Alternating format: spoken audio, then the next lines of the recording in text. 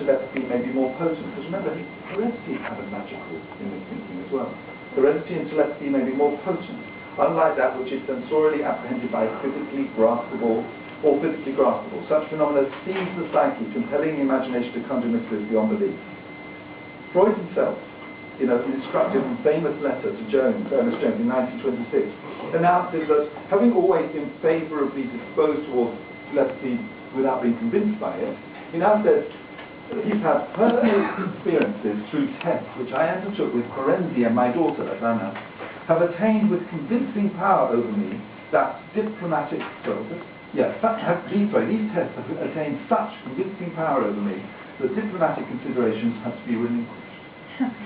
But then, he's talking to Ernest Jones, who's really doubtful, about all this, and worried about the reputation of psychoanalysis. So he says to Jones, if anybody kind of says to you, well, look at Freud, he's dabbling in the occult, he believes in telepathy, just say to them, just answer calmly, my acceptance of telepathy is my own affair, like my Judaism and my passion for smoking.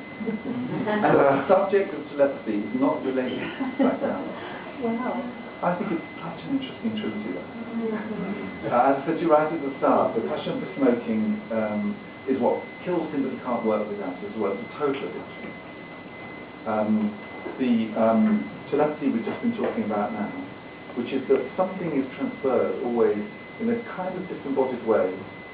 We can always find ways to naturalise it, but that something gets transferred, and Freud is at this moment, at least in 1926, convinced of it. And there's the Judaism, which is also something that gets transferred. Of course, there's an act of circumcision, although Freud's sons were not circumcised. It seems almost beautiful that that was the case. So he didn't want to transmit that. Nevertheless, there is a physical mark from a male Jew, but the essence of Judaism, as he describes it in the preface to the Totem to Taboo that I mentioned to you before, this thing which you can't quite put your finger on and understand, is the most potent, the deepest level, which he says maybe one day will become available to scientific scrutiny, but psychoanalysis cannot itself reach its limits. Actually, that just occurs to me, what are the two limits of psychoanalysis? One is the bedrock of psychoanalysis, you remember that one? That's about femininity, about sexual difference. That's one, you can't go past that.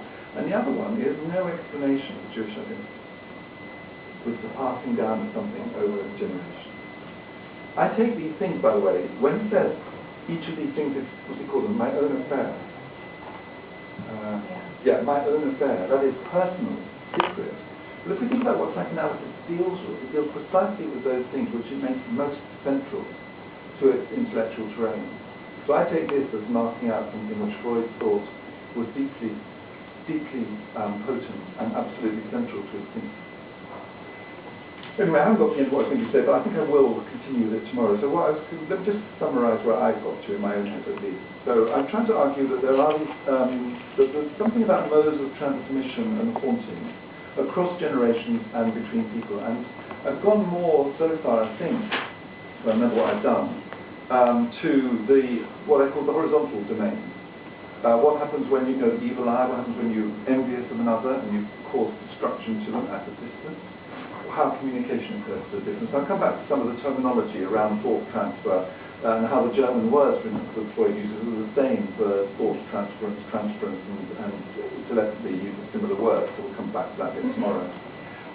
But I focus most on that horizontal domain. I think tomorrow what I'd like to do is do a bit more on the transmission across generations, so that question of transmission.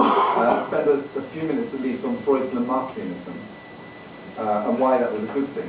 Somewhere, as opposed to something to be embarrassed by. Why Lamarck in the 1920s and in the early 30s was not necessarily disreputable and actually had a positive press in comparison with some aspects of social Darwinism. We'll come back to that. But just as a preface, you might be interested, just remember Lamarckianism was associated with Bolshevism and Jewishness, Judentum, Jewishness, and Darwinism was associated with eugenics and Nazism. So it's not, there's some surprising, rather important associations there that might be worth working with. I want to spend a little bit of time on tomorrow. And then I think what I'll do is do at least some of what I was going to do tomorrow anyway on melancholic subjectivity, because I'll skip some of it, but I'll focus on this question of what's taken from the past, particularly I'm interested in post-coloniality in relation to melancholia, which I know lots of people are working on, so I feel probably really boring enough anyway to do it. Okay, so, is that enough? Yeah, we've got 5 minutes.